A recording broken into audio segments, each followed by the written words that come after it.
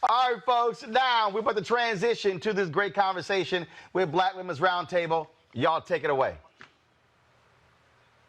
Thank you, Roland. Thank you, Roland. Roland Martin Unfiltered. Thank you so very, very much for the partnership and speaking truth to power every day. My name is Melanie Campbell, and I am the president and CEO of the National Coalition on Black Civic Participation, and also the convener of the Black Women's Roundtable. So we welcome you to the launch of our Power Table Talk series. And today's topic, this is our very first. And we're bringing you into a power table conversation with, and you're gonna hear that word power, power, power a lot tonight. Why? Because Black women are owning our power. And so we decided we would bring this conversation on as we're all dealing with the coronavirus pandemic, and it's having many of us who are really privileged in many ways to be able to shelter at home, because so many of our folks are having to get out there who are first responders and have to go out there every day at the hospitals and sanitation workers and so many folks who are out here having to be out here every day to make sure the grocery store workers and the list go on, the ambulance drivers and the bus drivers and so many of our folks who have to get out there every day. So we are indeed privileged to be able to shelter at home, those of us who can. And then there are those who don't even have a home. So we're blessed. So today we're going to have this conversation. My role is not to be a speaker or a moderator. But this first conversation, our inaugural Power Table conversation topic is the power of Black women's leadership and vote in 2020 presidential election. And so we are just delighted to have our inaugural moderator, Karen Finney, who's a political consultant who you've seen her on MSNBC, and she's done so many awesome things as a political strategist and leader, not just in media, but as in working with various campaigns, Stacey Abrams' campaign, and I'll get to calling off all your campaigns and work on national and state elections. But she's just a powerful Black woman who speaks truth to power. She smiles, but don't let that smile fool you. So I'm going to turn it over to Karen Finney, who will introduce our first Power Table panelist. And I thank all of you all, sisters, who are on this line. There'll be a second panel that will start in about 45 minutes from here, which will be around about 8 o'clock. So I'm going to turn it over to Karen to get us started. Right. And thank you. All right. Thank you so much, Melanie. This is so exciting to be part of this conversation, and particularly in this moment, because yes, we're dealing with COVID, but we know the election is coming in November, and we have got to be ready, and we've got to be extra ready, I think, than even before, because we know the power of Black women is what is going to propel Joe Biden to the presidency, or at least propel Donald Trump out of it. Let's put it that way. And so it's so important that we have these conversations and we share information and that we share knowledge and wisdom and share that with our networks. I'm going to quickly introduce our panel and then jump right into our questions. We are joined by Amy Allison, founder and president of She the People, Cleola Brown, president of the A. Philip Randolph Institute, Latasha Brown, co-founder Black Voters Matter, Glenda Carr, who is co-founder, president, and CEO of Higher Heights for America, Bishop Leah Daughtry, who is a mentor, also author to me, also author and co-convener of Power Rising, which I'm honored to be a part of. Dr. Avis Jones DeWeaver, who is author and founder, Exceptional Leadership Institute for Women, and Mignon Moore, another mentor. We've traveled many political roads and miles together. She is also an author and a co-convener of Power Rising. So I'm going to start with really the hot topic, I think, of the day, of the week, certainly. Joe Biden announced this week that he will be, we've had some speculation for some time, but this week he made it official that he's going to very soon announce the vetting team for his vice presidential nominee and really kick that process off. And so I think the most important question that we could start with, and maybe Mignon, I'll start with you, and then I'll just ask to go around and everybody please weigh in. Now he said a woman. I think some of us thought we heard a woman of color, but how important is it that it's a Black woman?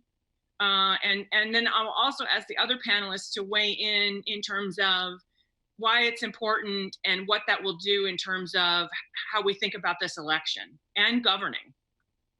Well, thank you, Karen, and Melanie. Thank you for convening this panel. I'm honored to be on with so many prestigious women who I've worked with and admire. I think the answer to your question is, for me personally, and I only speak for me because I'm the only one in my house. I am social distancing from everybody. I'm alone in this house. But for me, I hope that he considers an African-American woman a Black woman. I feel pretty strongly about that. And it's not because, I think I'm tired of, we just happen to be qualified. I just like the American people to know that we are qualified. And some of the names that I've heard that have been floated out there, I think each one of these women, if you look at their credentials, that's what the vetting process is all about. If you look at their credentials, they are immensely qualified to do this job. I think we have to affirm our credentials. Black women tend to affirm other people's credentials, but I think this is a time where if you look at each one of these women that are being named, we do a disservice to them if we cannot affirm who they are. And so I am excited about the process. I'm excited about the fact that Joe Biden is our nominee, but I'm also excited about the potential of seeing so many beautiful faces that look like yours in that vetting process. Anyone else want to weigh in? Avis, Amy? Sure, absolutely. To me, this is a no-brainer. The fact of the matter is, if it were not for Black women and the Black community, it is a great likelihood that Vice President Biden would not be the presumptive nominee at this moment. It is not a stretch at all to say that that campaign was literally on its last legs when South Carolina came in and changed the whole dynamic, completely flipped the script. And then we get it over and over and over again in state after state after state, in North Carolina and Virginia, obviously in Mississippi, and states just all over the nation. Now, I say that not just to say that we are owed, even though we are owed. I say that to also I say that to also remind us of the power of Black women as voters in America, generally speaking, and also specifically within the Democratic Party. And if he wants to win in November, he needs to think about how are you going to energize the Black community to overperform in terms of turnout, especially in key states that he needs to make sure he carries, like Pennsylvania, like Ohio, like Michigan, like Wisconsin, key states where the Black turnout could be the margin of victory. So to me, it's an issue of not only really giving where a debt is owed and deserved, because obviously we're qualified. There's lots of us who are qualified, but it's also about looking forward in terms of what is actually necessary to energize the electorate to win in November. And you will not have an energized electorate to the maximum of its capabilities unless you energize Black women. And there's no better way to do that than to have a Black woman on the ticket. Leah? You know, the other piece that I just want to offer is that in addition to that, and ditto that everything has been said, there's a particular contribution of Black women's leadership. Like if America ever needed the leadership of a Black woman, it is right now. and I think that we also, there is a particular, you know, some of the most qualified leaders that have progressive voices in this country are Black women. And so it's not just a matter of, you know, oftentimes we see it in the context of identity politics as tokenism. No, constantly on the forefront of progressive politics in this country has always been Black women. And so part of it has been our leadership style. Part of it has been our leadership in context of what it took for us to get to those places, to really be able to lead, and who we represent. The second thing has been also our attachment, our affirmation. Whenever we have seen, and we get in spaces, I often say, whenever Black folks fight for something, all of America does better, right? And we've got the receipts for that. So I also think this is a fundamental moment around the leadership of Black women is needed in this particular moment. Yeah. To that, I would add that I think we have to recognize that this November is going to be an election unlike any that we've seen before, because we will be coming out of well, at least we hope, pray, maybe we might be in the aftermath of COVID. We may have a different kind of election system with more states adopting absentee balloting and vote by mail. And those are circumstances, if a large part of the country goes to vote by mail, and absentee balloting, we have no organizing experience in that kind of election. And so it will take the creativity, the influence, and the ability to move people in the way that only Black women can, in order to make sure that our people turn out. Our people don't have a lot of experience. Most Americans don't have a lot of experience with filling out a ballot and getting a stamp and taking it to. We don't know how to do that. So it's going to take our ingenuity and the way that we know how to knock on doors, and not just take ourselves to vote, but take our house to vote, our neighbor down the hall, across the street, to get people to do something that is unfamiliar to them. In order to not just reach our normal levels of voting, but to exceed that. And in order to do that, you're going to have to generate the kind of enthusiasm that nominating a Black woman vice presidential candidate will engender among Black women. Yeah, I couldn't agree more, Bishop. And I think that a lot of the points really point to the fact that it's not just our leadership and our political vision, it's our numbers and our turnout, that it's not, you know, people will say, well, is this just a historic thing, or is this just a moral statement? No, buddy, this is the most strategic path to winning in November. When we look at the swing states, the battleground states that were mentioned earlier today, we're focused on Black women elevating turnout and really being that key vote in places like Arizona, Texas, Georgia. There's some Georgians on the call, Florida, as well as the Midwest states. We could have a situation, and we're at that cusp right now, where Joe Biden's campaign has a decision. It can go the direction that Hillary Clinton went, which is to pick a Tim Kaine character, which was not an inspiring. Remember, a lot was made of the fact that he spoke Spanish. They were like, oh, he'll act. We know that that's not true and it doesn't work. But the other option is to balance out his ticket. There's so many Black women who are ready to be president right now.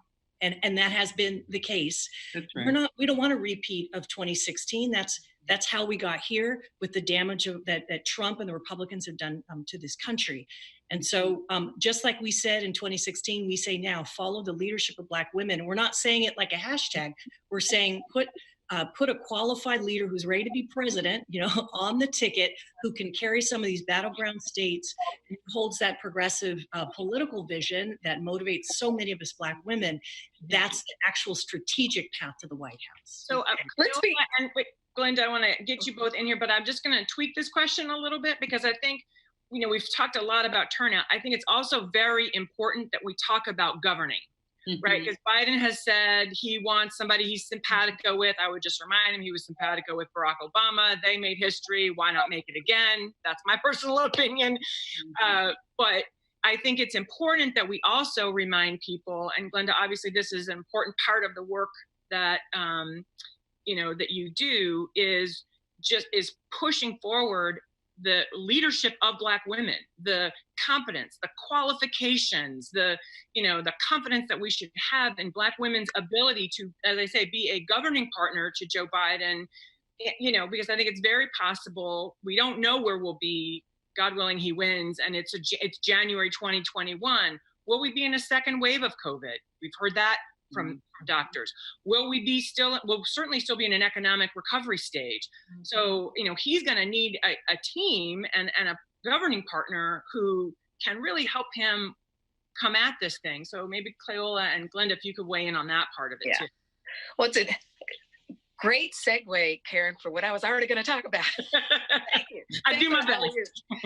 Is that if you look at the short list of all the women that people are talking about that could be possible vice president mates, as well as the Black women, they all possess you have people that have foreign affairs policy background. You have congressional members who started out on the local level, so they know local governments, they know statewide governance, they know federal how to govern federally, they know how to work across party lines. They are, they have backgrounds in business. They have backgrounds as attorneys. That all being said, I need America and I need Black America to recognize that Black women are ready to lead in this moment. The only thing standing in the way is our perception of what we think leadership looks like. And leadership does not need to be white, all white. It does not need to be male, and it does not need to be a male of a certain age. So if you close your eyes right now and put the resumes of every woman that is on that short list, and I'd throw some men on that, you would open your eye with your eyes closed, you would pick probably one of the Black women that has been named. Great point. Cleola, do you want to weigh in? Yeah, I did. A piece of what Bishop Daughtry said a little bit earlier about familiarity too. I know we're not talking about the GOTV piece, but specifically about a Black female as a candidate. But in line with that, which is vitally important, that Black women have ground game. Relationships in the various communities, and the outreach that we have just by being on a ticket shores up all of the shortnesses that we're talking about as well, without a female being on that ticket. It's really hard to keep saying to folks that we've got to do this, we've got to do this, we've got to do this, and they never see a reflection of self. The proof of that pudding was certainly measured before in our turnout. The proof of survival from now until November is the piece that really is pretty scary to me. This virus is going to block a lot of folks from letting anybody come and talk to them about anything. Open the door for them. And the conversations on the telephone is also really, really hard to do because everybody's begging for money, soliciting for something else, or have no relationship with the people that they're calling. Part of my saying that is this: if we are able to get what is due us during this marrying up of the candidates that will represent the Democratic Party, or I certainly don't have a whole lot to say about the Republican Party, but I'm trying to do this without my partisan hat on. We've got to be able to have a game that's so tight during this time that we can at least reach the end goal that's out there. Yeah. And I can think of no better candidate than a woman of color being a part of that ticket. I also think we forget, or we don't always give ourselves enough credit. We know how to do we have ground game, but we can do politics, right? And on a ticket, we can help do the politics that need to get done in order to continue to build the kind of coalition and support that Biden will need, but also in governing, right? Which is going to be so important. And one of the things that I think is, someone mentioned that is so important about the fact that these women also have local experience and state experience. that is one of the areas where Trump is completely blowing it in terms of has no ability to, and has really, I think, kind of given up any authority to really coordinate to make sure supply chain issues are being dealt with so that we're getting testing or that resources are getting where they need to. And so I think, if, to what Glenda was saying, if you, just put down on paper and look at what these women have done, it's such an important part that I think also doesn't get enough conversation and isn't always valued enough, frankly. I want to move us on because obviously the VP piece is critically important, but this is a big election for Black women who are on the ballot right? We have a record number of Black women who won in 2018, who are now thankfully part of the Congressional Black Caucus, whose seats we need to defend. We need to make sure they are reelected. And then we have some, young women, Black women running for the first time in a number of different offices. And, Glenda, I'm gonna actually ask you to kick this off because I think you probably have the best working knowledge of who all the various candidates are. But I think it's also important as we think about, and I guess the question that I've put to the group is, what are the other ways we need to think about growing the political power of Black women in the context of an election? Yep. So I'll start with, this has been my place where I do my Zoom meetings, and who's always over my shoulder is Shirley Chisholm, right? And so we're 51 years from her being elected to be the first Black woman to ever serve in the United House of Representatives. So we have made major gains, but the 23 million Black women in this country are still underrepresented and underserved, right? And so we have an opportunity to not only change the face of leadership, but change that face of leadership with unique qualities. So the freshman class that was elected in 2018, what brought that was not just that there were Black women, but we sent a nurse, a teacher, a city council member, a state legislator who is a Somalian refugee, and a mother of a slain Black boy. So they bring their unique experiences to those decision-making tables, and they're exactly where they need to be. We have the 2016 Teacher of the Year, Johanna Hayes, being part of a conversation about how do we educate every child during COVID-19.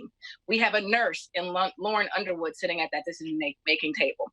And this is just a handful of the women that came in 2018 on the federal, statewide, and top 100 cities. We have Black women that are like leading these major cities from Chicago to Atlanta to New Orleans to Baton Rouge. There's 7 Black women, right?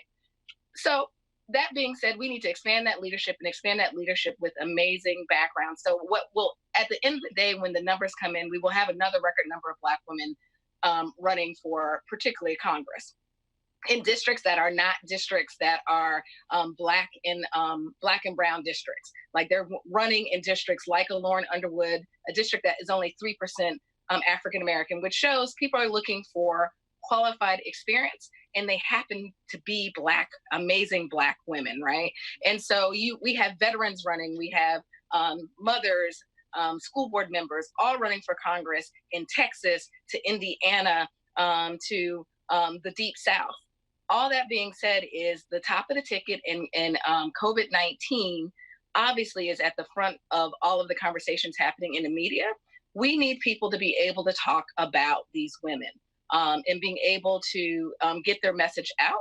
And we'll be able to not only bring more Black women into Congress, but also, frankly, be able to elect Black women down ballot, including creating a larger pipeline of Black women so that the one place that we can continue to have a lack of representation, frankly, is on statewide executive levels. So we've never had a Black woman governor in our 243-year history. And we only have 6 Black women currently serving in statewide executive office. So there's a lot of work to be done.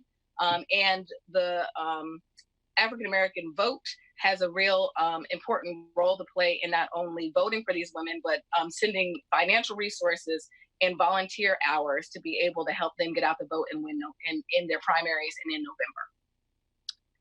Tasha, you want to weigh in? Yeah, I just want to add some quick things because I think that is really important. I think we know that Black women leadership in our community, but I'm so glad that the work that my sister is doing to really be able to highlight, Glenda is doing to highlight Black women. Well, we've got to have some real conversations around this too, that are really based in the fact that we need Black women candidates to be able to have more investment in their campaigns. That oftentimes, you know, one of the few organizations is Higher Heights that has actually been raising resources for Black women. There are not enough organizations and there are not enough groups that are actually leveraging and make sure that there are campaign dollars for Black women. The other couple of points I want to make is that we also got to deal with this issue of sexism within our communities. That oftentimes what we see as late as last year, in 2018 election, my partner and I, we went around doing work throughout in Florida, and I was not allowed to be able to speak at a church because I was a woman.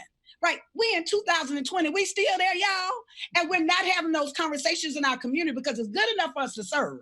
We're good enough to really be able to do the work. But ultimately, when it comes to leadership, there's a fundamental issue around sexism that we've got to deal with. And I also think that we've got to deal with in our community that we don't talk about. And then the third thing I want to say is that there are Black women that run. And when those Black women run and they're not supported in a certain kind of way, it does something around, it's really hard for us to really say, I'm going to put myself back out there, because it's really hard to run. Sisters run. Run. Abraham Lincoln ran 7 times. And so we've got to encourage sisters to run and seek public office too, and dispel and push back when folks always want to raise up the issue around qualifications when it comes to women and who's able to govern, right? But they don't hold that same standard when we're looking at white male leadership or even male leadership within our own communities. Mm-hmm. Anyone else want to weigh in? Yeah, Mignon. Oh, amen. That's what I would say. Amen. That is absolutely the truth. And I think that it's important for us to focus on what Latasha said, because, you know, when African American women run for office, they are the least supported. They are the least supported financially. You know, I look at what Lucy Macbeth has to go through right now. She's going to have, you know, a awful race, but she's doubling down and she's doing her thing. And, you know, some people are for, some people aren't for it, but we must be for them. And one of the reasons why I'm delighted that we are all gathered here today, because we have to affirm each other. We don't have to like each other. We don't even have to take each other home, but we have to do more affirming each other, especially if we know these women have paved the way and they are doing the work to even run. That whole list of people that Glenda rattled off, we still have judges. All those women that were elected in Houston, they're up. I mean, I met with them. They are up. So we have to support our judges. We talk about criminal justice reform, then we have to get in the pipeline. Right. You know, McConnell has already appointed over 100 federal judges. So that is going to be that's a stepping block that we have to go over. So we really need to stay focused on the fact that if we see a Black or brown woman out there running, yes, we can look at her qualifications sometimes, but you know, we done seen a lot of people fail up. Now, I'm just going to tell you, it's been a lot less qualified than half the women that are running. And I'm just going to put it out there. So please don't be so judgmental that we all of a sudden got to put these extra barriers around our women. You know, if we know they got integrity, if we know they can, you know, if they know they're willing to do the work, then I think we need to get behind them. And I'm really big this year on, can we band together? Yeah. You know, I don't care if you don't like me. I really want you to just understand that our future is at stake. And we have more at stake than I think anybody in America. We have held America up, and it's time for America to hold us up. Do you hear me, America? Amen. Because I'm saying this to our allies out there as well. It's time for you all to hold us up as well. Yeah, that's so profound and important. The thing about Black women's leadership, which is for me, the reason it is the moment, isn't only that a Lauren Underwood could be successful and flip a district that's 3% white. It's that a Stacey Abrams in a swing state of Georgia can expand the Asian American and the Latinx vote, could expand and appeal to progressive whites and expand the electorate overall. We see Black women at that are running for office at the county level or at the state level, who are able to speak the language of racial justice. Mm-hmm. And I think right now, a lot of the country, a lot of America is looking to Black women to be the moral leader and also the ability to bridge. When we started the conversation talking about Joe Biden's first big commercial was something that really used anti-Asian tropes in order to make an argument that he should be president. It wasn't aimed at and didn't have the language that connected his campaign with not only just Asian Americans, but we Black people recognize racism when we see it. Mm-hmm. So there is something really needed, healing about the power of Black women to attract and build a coalition at the local, state, and the federal level.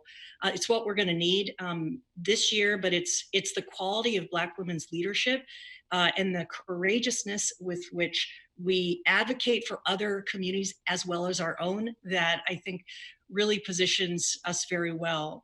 We need to bring in more money and organize ourselves, and also tap other communities for the support that I think is out there for Black women's leadership. I know we are coming towards the closing of our session. I've got another question I want to put forward, but just before we leave this topic, I wonder, Cleola or Avis or Leah, if you want to weigh in on this point that Mignon made about how we also get other groups to invest in us, believe in us, lift us up, because it does feel like, we're always asked, and our groups are always asked to, sign on to other people's letters or movements, and that's important. And, where there is common issue, common ground, I think working in coalition is important. But it feels like, do we feel like we get that same return when we go and ask for that support, which is also part of building political power for Black women? Yeah, I will just jump in first and say that unfortunately we don't. I mean, the reality is that oftentimes we are the center, the moral center, quite frankly, I believe, of this nation. And so when we see wrong, we naturally go and raise our voices and act in fellowship and act in allyship with various other groups. However, when it comes to our issues and issues that are specific to our needs, it is as if we always have to fight those battles alone. Mm-hmm. And it's particularly frustrating to me.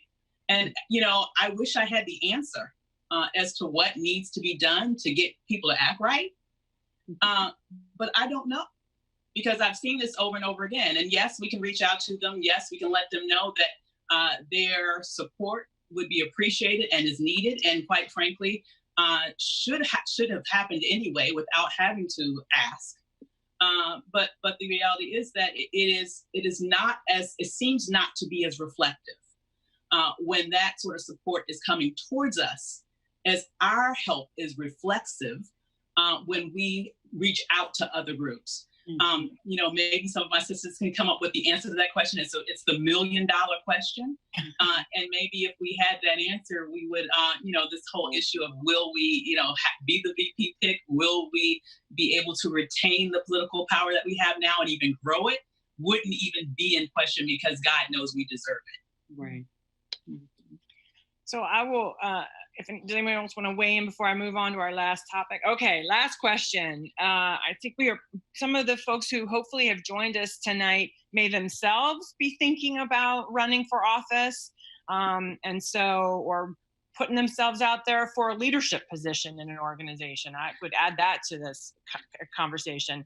So Leah, I'm going to start with you and ask you, what is your advice to someone who is, thinking about putting themselves up to run for office? Well, I think a couple things. One, understand and be really clear about why you are running. Mm-hmm. What is your value system? What is it that you hope to accomplish? No one can explain it better than you. And if you can't explain it, you can't expect the voters or your team to be able to come up with a platform that you don't have for yourself. So you got to be very clear about your value system, very clear about what you're hoping to accomplish should you be successful. Secondly, you've got to have a backbone of steel. It's hard out here. People don't just walk into office. There is a reason why it is so hard and why the obstacles are so many. Because power is what we're seeking in order to make changes for our people and for our communities. Nobody is going to just let you walk into City Hall or walk into Congress. You're gonna have to fight for this. So you gotta be prepared. As my mother would say, girdle up your loins, get some steel in your spine, and be prepared for the fights that are gonna come to you, and some from some unexpected places. Right. Be prepared for that. And if you gotta have your head on straight and be ready to walk into those battles. And the last thing I'm gonna say, get your girls. Whoever your girls are that are gonna back you up, pump you up, stand you up, hold you up on the days when you are tired and when you can't remember why you're running. You need your girls with you that's gonna say, come on, get it together, go in the bathroom, cry, let me give you some tissue, come out, we got stuff to do, let's go, we can do it. You gotta have that team around you of women. For me, it's always been women who are like, come on, let's go. And if you got those three things, I think, that doesn't guarantee you win, but at least your head is on straight and you got the mental game to win the fight. We need to play that for thousands of people. Right at the beginning, at the decision point, because I'm ready to run, Leah. I'm ready to run. Right? Right. Come on. I mean, you're talking about. I ran for city council, 12. Joking. I ran for city council 12, 13 years ago where, I didn't have that kind of speech. I didn't have that kind of network. I didn't go into any kind of training. I didn't go to, Higher Heights train or anything. I didn't have a mentor. It's painful. It's painful. The biggest thing that I'm in a position to help women who want to run, women of color who are running, and I'm in a position to help. The biggest thing I say is build your network. When you say got your girls, that's the people who love you anyway, win or lose. Also build your network of people who will write you a check, and people who will pump you up and speak on your behalf. And that's been very helpful, I think, for people who now I see, and I can, for the benefit of experience of me running and losing all those years ago, I can say, okay, these are the things that will help you to get through the other side, ready to fight for the people. I think the other thing that I'd say to a candidate, especially for women, let preparation be your friend. Because part of what happens with women when they enter into this process, they enter into the process as one person. By the time they're done, it's 15 or 20 people. And most of them, even in our campaigns, are white and male. So they lose a sense of themselves. They lose their voice. And once they lose their voice, they lose their compass. Once they lose their compass, they lose their race, because you can no longer distinguish who they are. So, I really do tell people, spend some time with yourself. You really, really have to know who you are when you decide to run for office, because I think somebody said it. It is a tough, tough, tough business. There's probably a reason why none of us are in office right now. We'd rather help you become that person. I'm happy to help anybody do it. I'm just not going to do it myself. Right. But if you don't know yourself, and I tell you, that's almost the most crucial thing you can do for yourself, is spend some time with you. Because then your values won't be going. Because people really know when you're not authentic now. And that's you start putting the finger to the wind, that's when they're going to go to the next person. And it'll be easy for them to do it. And I think if you are thinking about running for office, or somebody that's running for office, there are resources out there for women. And there are particularly a growing number of resources out there uniquely designed for Black women. Mm-hmm. And so I'll just offer up 5 resources. Obviously, I offer up Higher Heights for America. In our webinar series, there's research that we have done with the Center for American Women in Politics. So we know there's barriers of why barriers in front of Black women running for office. One of them is not only are we not encouraged to run for office, we are actually actively discouraged from running for office. And oftentimes that means you may not even go to a physical training because it outs you to your community that you're thinking about running for office. So the Higher Heights training is a webinar opportunity where you can quietly be in your corner as you think through if this is the path that you are meant to be on. There is Emerge. America has an extensive training program. The Yale Campaign School has a summer program. The Black Campaign School by Collective Pack is at 4 or 5. And Emily's List. So there are a variety of things where you can get the tools you need to be able to start putting together your kitchen cabinet, starting to put together your plan, and starting to put together your team. But you have to win the primary of self first, going back to what Reverend Daughtry said. And it is something about being uniquely designed. Shirley Chisholm said once, you don't make progress whimpering and complaining on sidelines. You make progress by implementing ideas. And that is what we need for Black women's leadership in this moment. And I just wanted to bring up money. That at the end of the day, you're running for office, you have money, and it doesn't necessarily, I think what we need also, I want to lift up, we need more PACs by Black women. That we need more people to contribute to PACs like Black women and other C4 organizations like Sister Lead, Sister Vote. We need to support the infrastructure that can also, because oftentimes we see these white candidates, it's not just them and their campaign. There's a whole nother infrastructure that is actually helping to push and mobilize that candidate and put money in their campaign. And so we need to have more and develop more Black PACs in our community and our people. We've got to support those PACs as well. Cleola or Avis, final thoughts before we wrap up? Advice? I'm good. No, I will quickly just say amen to everything that has been said. But know that, we have shown over and over again that we are the engine behind getting other people in power. I think it's time that more of us take advantage of the opportunity to be the power. And that's what happens when we run and we win. And there's so many resources out here to help you.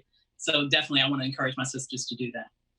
I'm going to add one piece of advice of my own. It kind of goes with something that Mignon was saying, and that is, when you have that kitchen cabinet, and those friends, have the one or two people that will tell you the truth. Because, too oftentimes people, are afraid to tell you the truth because they don't want to hurt your feelings. And, this is a contact sport. If you're going to get into politics, you need to have people who will look you in the eye and tell you the truth.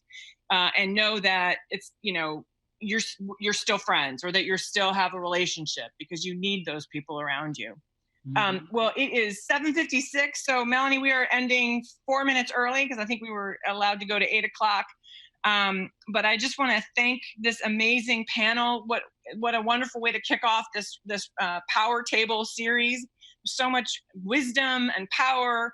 And I'm looking forward to the next panel. And just thank you all for taking the time and being so generous with your time tonight as part of this inaugural event.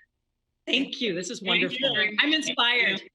Thank you, Karen. Bye. Thank you, Amy, Clay, Latasha, Glenda, Bishop Leah, Dr. Avis, and Sister Mignon. Thank you for joining us. Thank you for all you all doing every day. And you're awesome. Bye-bye. Thank you so much. We're going to shift right on. If you want to hang in with us, join. And we know we all burning 10 ends. So we're going to shift over to Power Table number 2. And it is an awesome opportunity. I'm going to serve as your moderator for this second panel. And this panel, which I said is segment 2, the topic is mobilizing and leveraging the power of the sister vote in the midst of a coronavirus pandemic. And so my first honor is to introduce our Power Table sisters who will be leading us through this conversation. So Monifa Bandelli, wave your hand if you're here. And she is Vice President of Arms Rising. We have Helen Butler, Executive Director, Georgia Coalition for the People's Agenda, and convener of the Georgia Black Women's Roundtable. Helen, thank you for joining us. And right here at home, our sister leader, Holly Holiday, Esquire, National Unity 2020 Campaign Manager for the National Coalition. Thanks, Holly.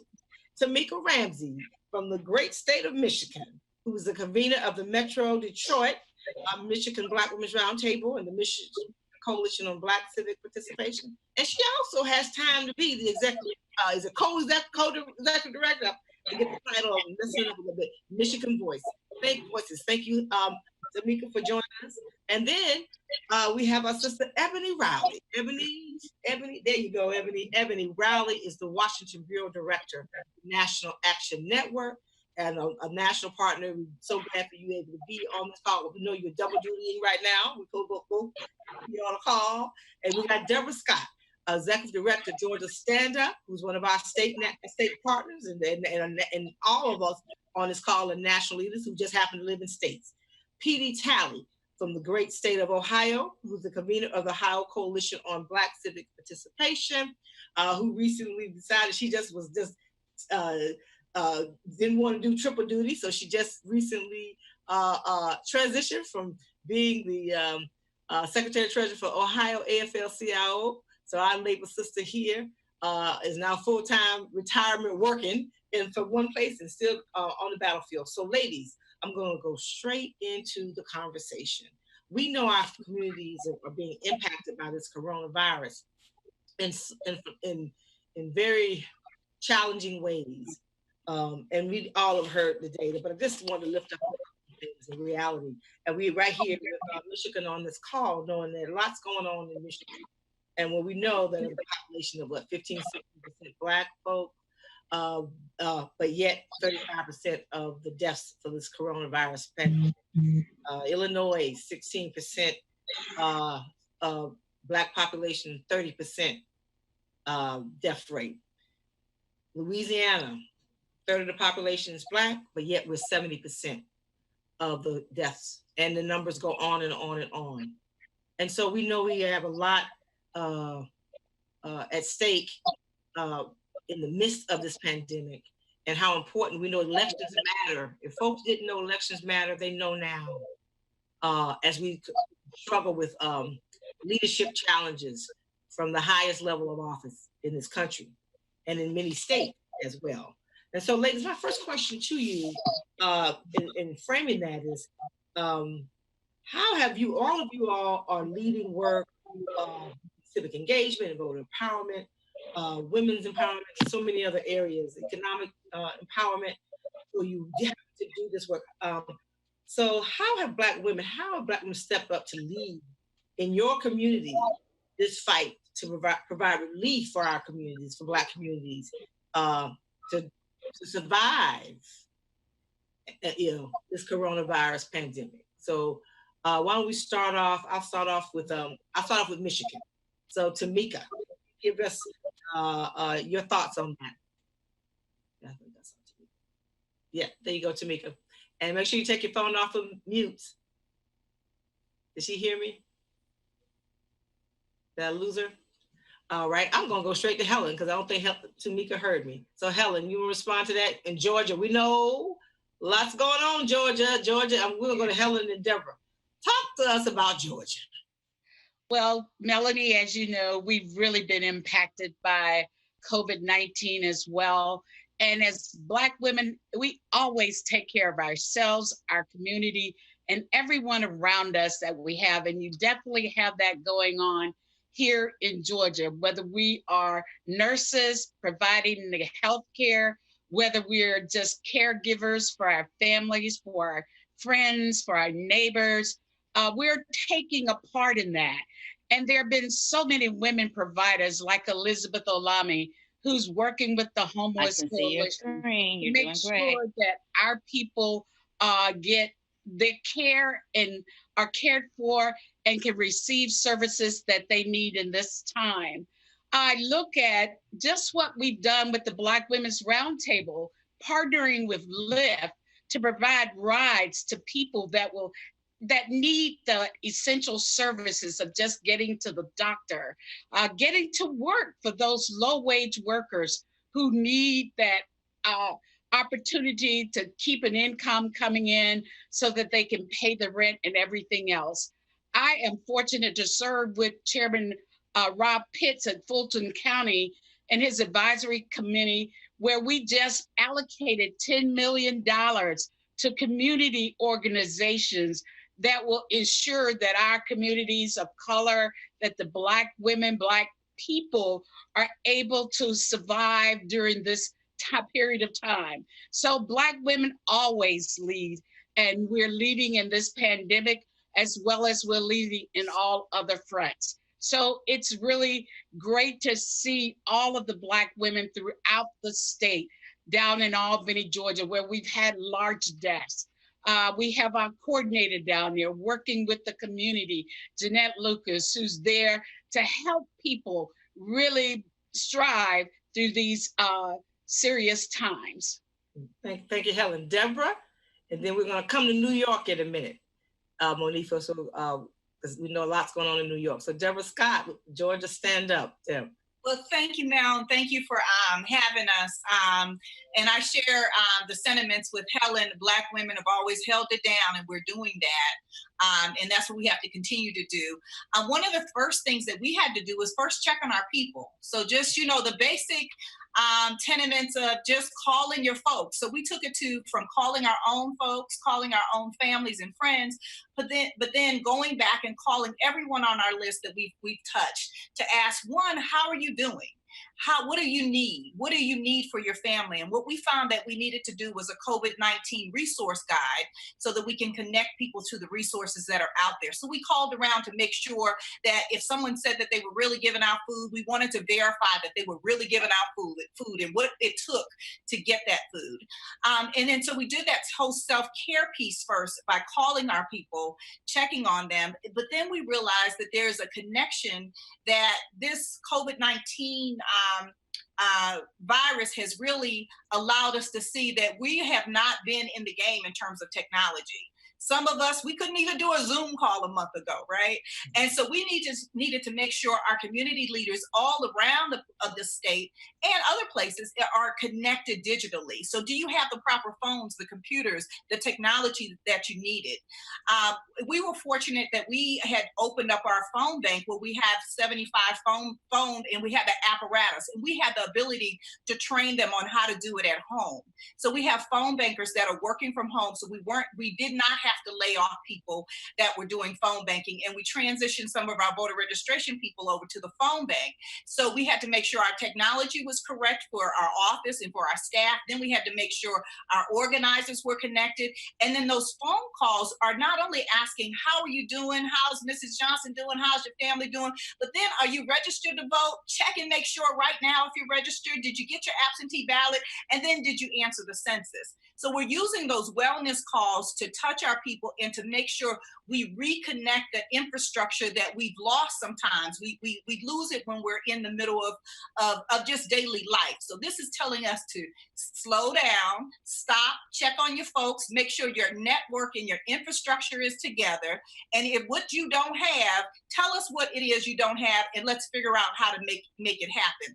And so that also allows us to build a more connected system across the state, across these cities, to say, well, we know Miss Johnson over at this church is feeding, but over here they're giving out rent support, and over here they're making sure you're registered to vote. So under the guidance of Helen Butler and the People's Agenda and the Black Women's Roundtable, Stand Up is standing up with the rest of the state to figure out how Black women can make sure we not only control this election, but make sure our folks get out to vote and make sure that we're not suppressed.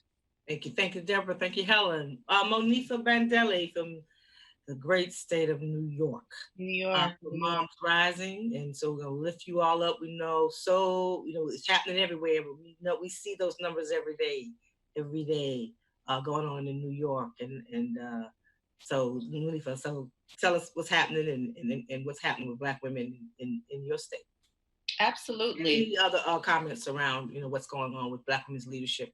Yeah, with the coronavirus, because really on every level, state, local, and national, you see Black women standing, holding the line, and pushing forward for our communities. But we also see that locally. One of the things I wanted to point out is that we've seen the racial disparity data coming out of New York City, where our communities, Black and Brown communities, have high mortality rates, much higher mortality rates from COVID-19. And that is partially because we're the ones on the front line, the essential workers, interacting, making sure that people are getting everything from the food they need to what you need at the drugstore. We're playing those roles, also healthcare.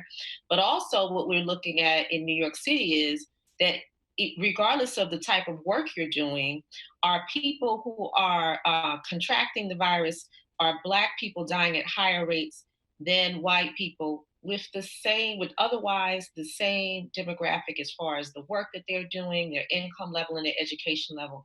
And we're seeing that there's still a disparity there. So I wanted to point that out because I think that's going to be something very important to address. But where do we see the Black women leadership?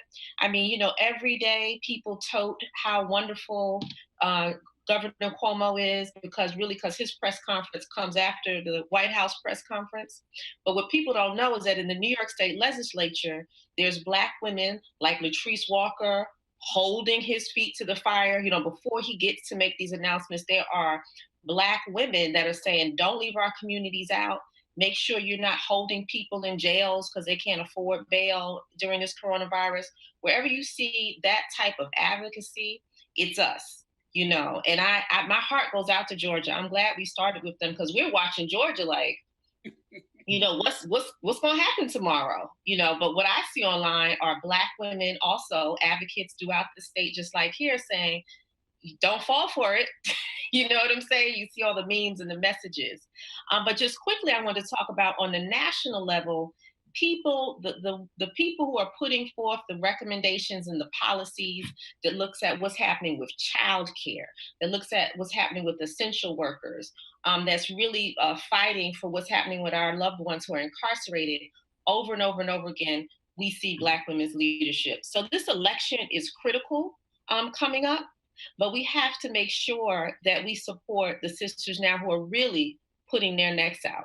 State by state, you see them challenging these governors toe to toe. We see that in Georgia and in New York, and they're people say they're making political suicide, but they're standing up for our communities to make sure that we live. So that's what's happening in New York. And I'll just close by saying, within a 5-mile radius of me, it's like 500 to 600 people a night dying, right? So there's like the physical impact of this on Black women, but then there's also an emotional and mental health component that we should also talk about in this series, because we're going to have to hold each other up now and way beyond this. Thank you, Monifa. Ebony Riley, Ebony from National Action Network. What's happening? Tell us. We know you all, National Action Network, doing a lot. Reverend Sharpton and you all, and Black women that are right there beside him, getting the work done every day. What's happening and what you're hearing about from Black women, what's going on, and then you will hear from. We're going to shift over and start talking about, because we're in this moment where we've got to really mobilize this vote. And I'll shift over to Petey, Tally, and Tamika and Holly right after. So Ebony. So the Black women we work with are focused on getting through this, like we all hear on the call so far, with these beautiful activists on the front line that I have a pleasure to be on this chat with. A lot of our chapter leaders are Black women who tap into their resources and beyond trying to protect us. On a national level, we've been in conversations with the White House, members of Congress, the Treasury Department, and FEMA, advocating for national policies to improve our community. At National Action Network, we also pushed for hazard pay for frontline workers, an expansion for small business loans for Black-owned businesses, and creating grants in Black churches for Black churches and community organizations who are doing the heavy lifting. On the local level, our staff and our chapter leaders have been working on food distribution centers. Now we're in 6 cities. We're in Detroit, Michigan. We're in Miami, Florida. We're in Los Angeles, California. We're in Harlem, New York. We're in Newark and Irvington, New Jersey. And we started the 3rd week of March with the food distribution. And now we're serving over 10,000 meals a week. And we're currently working on expanding more. So I'll just close by saying this. We don't need a definition on who's essential or non-essential. We know who's essential in our communities, and it's always has and always will be Black women. Thank you, Ebony. So Petey Tally with the Ohio Coalition. We're going to start this conversation off. We know lots going on. And elections matter. It's not to say that it has to be a Democrat that's going to do the right thing, and I'm not saying that your governor's doing all things right, but he's standing up from what I can see from a distance, and not allowing party to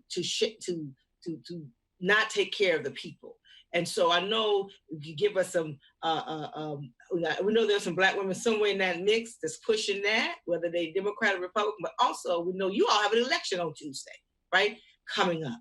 And so how in this coronavirus pandemic that we're in, how are you all working to make sure that our folks are able to vote, to make sure that they're protected in the midst of that, and they can be able to find a way to do this in the safest way possible? So Petey, tell us what's happening in the great state of Ohio. First of all, Melanie, let me thank you and your team for putting on this wonderful panel conversation. I enjoyed the first panel. This panel is even as powerful.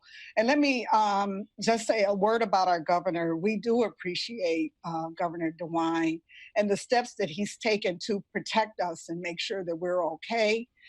We think he's leading in a way that makes us proud. And so we applaud his efforts. But he did something that kind of threw us off a little bit about a month ago when he made the decision at the 11th hour to not allow for in-person voting on the last day of the primary election. He closed the polls at about 10 o'clock p.m. after he lost a lawsuit that said he had to have the polls open.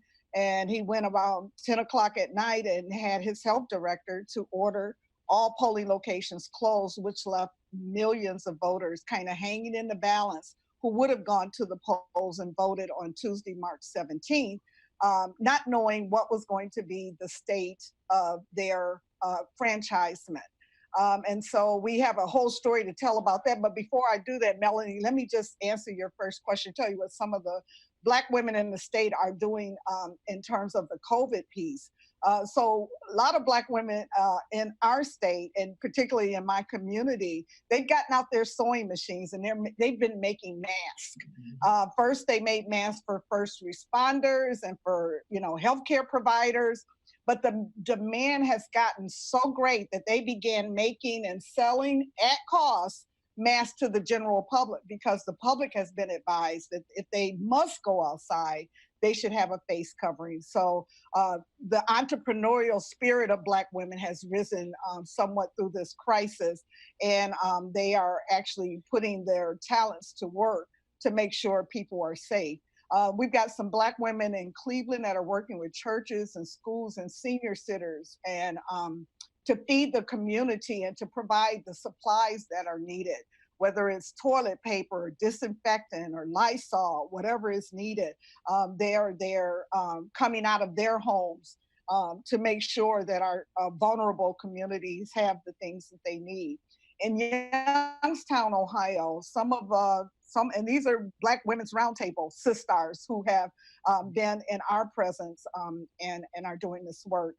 They're staffing grab-and-go stations where students are picking up meals and school supplies in Youngstown. And a lot of them are doing this work while they're keeping up with their own everyday work assignments, because just because you're at home does not necessarily mean that you are not working. So they're doing their work job, and they're also clocking hours to maintain an eye on the community. And it's been quite interesting, but around the election, what we did, we got together and we found a way to help our community get their vote back and raise their voice in our democracy by stepping in and providing a way for voters who have never voted by mail to understand what the vote by mail system is and to participate in a way, hopefully, that is meaningful. And I'll tell you, maybe in the second phase of question, I can go a little bit more in depth around specifically what the Ohio Coalition has done, and it's been impactful. It's been recognized by the Secretary of State as one of the most robust programs across the state to help voters get their voice in this primary election. Thank you, Petey. Tamika, Michigan. We know we've been watching from a distance all the protests that have been taken care, and not big crowds, but small crowds that folks keep putting them on national news, who say they ready for the state to open. So I know you all had your election, But I wanted to see what's happening what are Black women, how are Black women handling a lot of this? Because we know the numbers are high in Michigan when it comes to the coronavirus death rate in Ohio. And as you try to do things like we got to get out the vote, not just the vote, but we got to get the counted in the census. So the work is still continuing in the midst of that. So what are Black women, how are you all handling that? And then after you, Tamika, Holly, I'll be coming to you next to talk about what's happening from our end here in the great nation's capital. Tamika. Thank you, Melanie. Thank you so much. And so in Michigan, we unfortunately had the death of a 5-year-old young lady whose parents were both first responders. The protest happened, and it was just so much white supremacy and white privilege. We have elected officials at our Capitol saying that urban centers should be shut down and rural areas should be allowed to move across the state. So we see the divide in race already in our state, and it's just expanding. Detroit has the highest death rate in the state for the coronavirus. And so we are working to make sure, one, because like someone said, most of the essential workers are people of color. Both my son and my daughter-in-law work at grocery stores. They have a 1-year-old son. Right? They have to go to work every single day and come home with the apprehension that they could be bringing something home to their child. We have a lot of people dealing with that. We have it was a first responder, a EMS and a nurse who lost their 5-year-old daughter, who now are trying to figure out, did they bring it home? Were they asymptomatic and brought it home to their child? So we are dealing with that and making sure at the same time, right, that the census numbers are counted. All urban cities in our state are 10% down on the census count from 10 years ago. And we know it's because we don't have people knocking at the door. We know that it's because we are trying to make sure that people have food and they have personal hygiene products. And so what we have done with Black Women's Roundtable Eastern Michigan is working with our partners, where as they're doing food delivery, we're asking about census. We have tablets and masks and gloves, and we're screaming to people to get them to fill out their census during the food distribution. We are making sure that we're talking about basic quality of life issues while looking at, are you registered to vote? Georgia Stand Up is doing an amazing job, and I think a lot of states and organizations are following their lead. One of the things that Black women are doing, and Congresswoman Brenda Lawrence is doing an amazing job. So many Black women own small businesses that were left out of the CARES Act, the last round of small business funding, that have been left out of so many of the funding processes, that they are now trying to figure out how they're going to be sustainable and take care of their families. Congresswoman Brenda Lawrence has done an amazing job of speaking up for those small businesses, but not only that, getting on calls and finding resources to help them fill out applications. We've seen that some of these bigger companies are filling them out because they have resources. They have HR departments. Most of them are franchises. And we have small business owner women who are sewing by hand or in their basement, or providing food for their city that don't have those same resources. So we just need to make sure as we go forward and we're looking at all aspects of Black women, that we are taking care of their health. We have women who are choosing to give birth for the first time at home because they're scared to go into hospitals. We need to make sure that we are looking at the full and complete life of a Black woman and taking care of all aspects as we move forward through this crisis. Thank you, Tamika. And we all know that the mortality rate, when it comes to mothers and birth, and we already have bad numbers as it is. So it's a lot coming at us. But this too, we will be victorious. But we have no choice. But we gotta fight, keep fighting. So thank you, Tamika. Holly Holiday. We're here in the Washington, D.C. metro area. So before I get into the politics of dealing with the electoral, also, we know there's a lot going on Black women are doing here right in this area to keep up. Can you kind of put that other hat on? that you know you're out in the community. Well, absolutely. Well, let me first say how Black women are handling our region, and being able to absolutely balance to make sure that the disparities for us in the area, in this area, that we try to survive in this pandemic.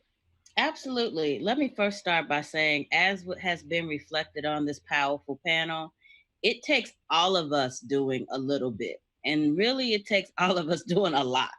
And that's what we're seeing here in the nation's capital, in the capital region, and that's what we're seeing in all of these states. It's not a one-person job. It's not a one organization job. This is a job where Black women are banding together, working together to fill the needs that they see in their community. You all have mentioned some of the things in terms of food service. I'm going to focus on something that we find to be incredibly important, and that is mental health. You've seen an increase in the amount of services where people are being able to access mental health services, transitioning from being at home, being in isolation, working through and dealing with intensified problems that were already happening at home and being trapped in the home. We're now seeing some of the domestic violence programs being expanded to reach out to women who are now trapped at home with their abusers. We've seen, I happen to live in the state of Maryland, and we have something called the Family Justice Center here, and they've expanded their services and made them more available virtually and through no contact mechanisms, which are lifelines for women, you know, struggling with mental health and also just struggling with the depression and the overwhelming feeling of how do we make it through the day.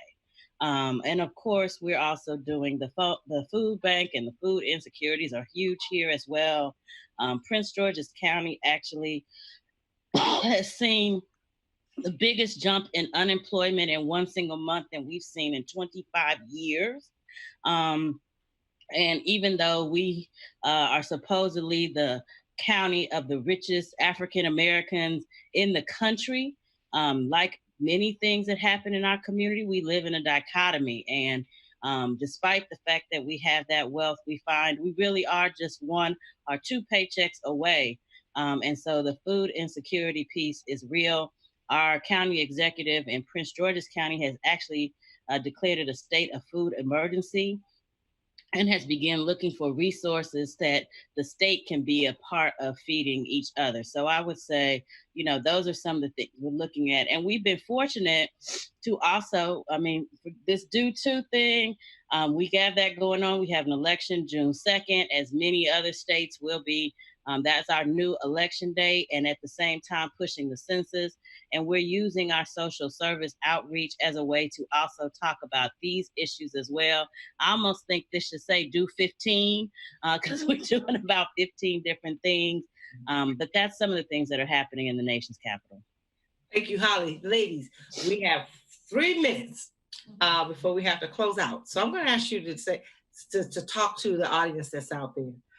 Before I get there, I just want to thank again Roland Martin Unfiltered for partnering with us on this inaugural Power Table Talk series that will continue. And so we thank you all for joining this first one. But just what the sister that's out there, you know, what's the one thing you want to let them know to do? Will it be about, you know, how to deal with this coronavirus pandemic, how to make sure that they're able to vote, what can they do? And then lastly, kind of how can they make sure that their vote is counted in 2020? So just come at it, rapid response. Hey, Melanie, this is PD in Ohio. We have an election coming up on Tuesday, April 28th. If you're in the state of Ohio and you have not completed your ballot and mailed it in or turned it in, we encourage you to do that before April the 28th. That is the deadline if you intend to vote in Ohio's primary election. So please vote by mail and vote today. And I want to say, Melanie, I want to shout out to our mayor of Atlanta, Keisha Lance Bottoms, to the mayor of Albany and Savannah for standing up and saying, stay inside, shelter in place, be safe, but vote. We want you to do both. Vote by mail. Don't believe the myths. that it's a fraud involved. There isn't. We've been voting by decades, vote by mail, so it is safe. We're here to protect you. We have a group of people, election monitors, that will assist you with 866-OUR-VOTE if you have a problem. So do vote and be counted. We've done a census tour with Killer Mike, and we're telling you to be counted. Do too. Vote and be counted.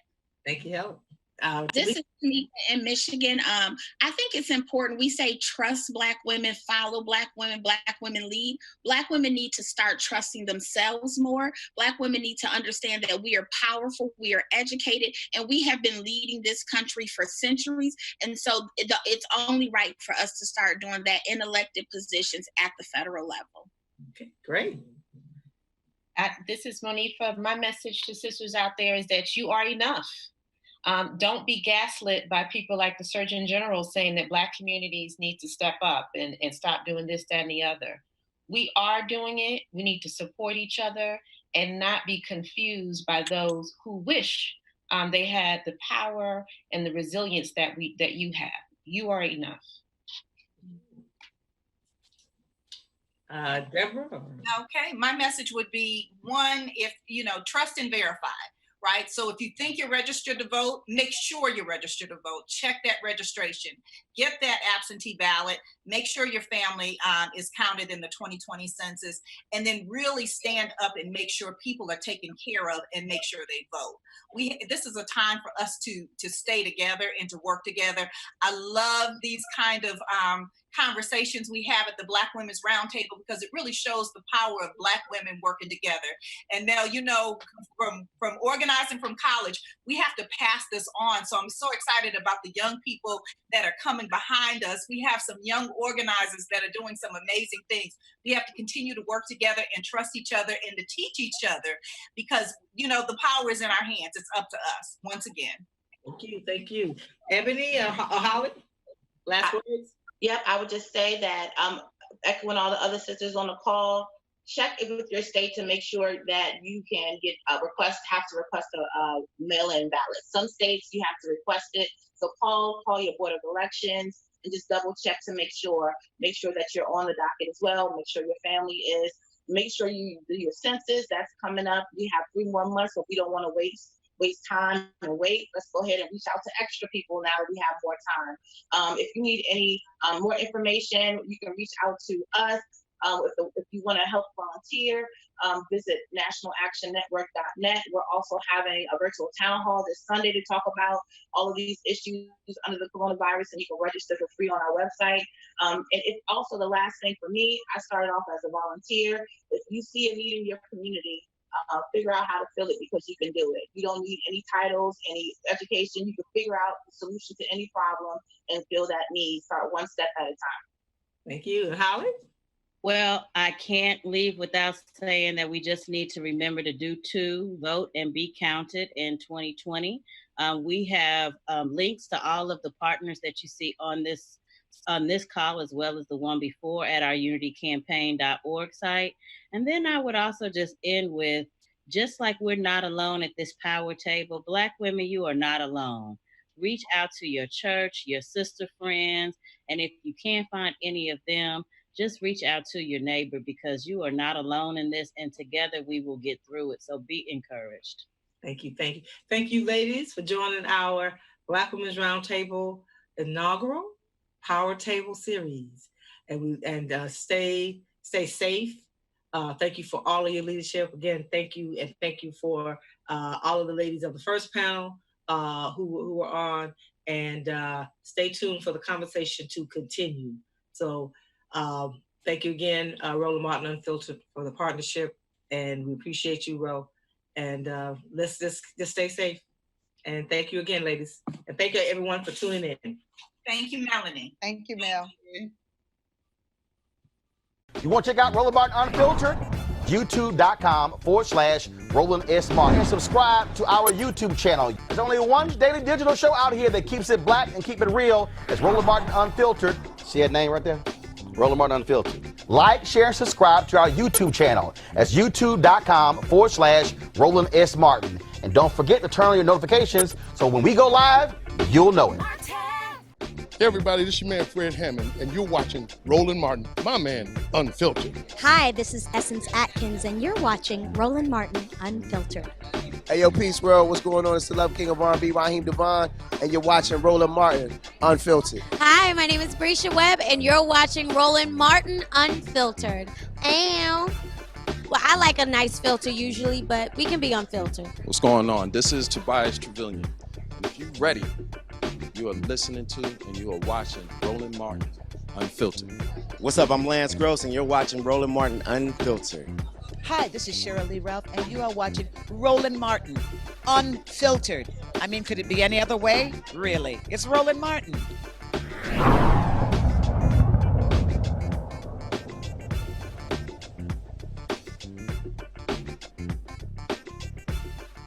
You want to support Roland Martin Unfiltered? Be sure to join our Bring the Funk fan club. Every dollar that you give to us supports our daily digital show. There's only one daily digital show out here that keeps it black and keep it real as Roland Martin Unfiltered. Support the Roland Martin Unfiltered daily digital show by going to RolandMartinUnfiltered.com. Our goal is to get 20,000 of our fans contributing $50 each for the whole year. You can make this possible.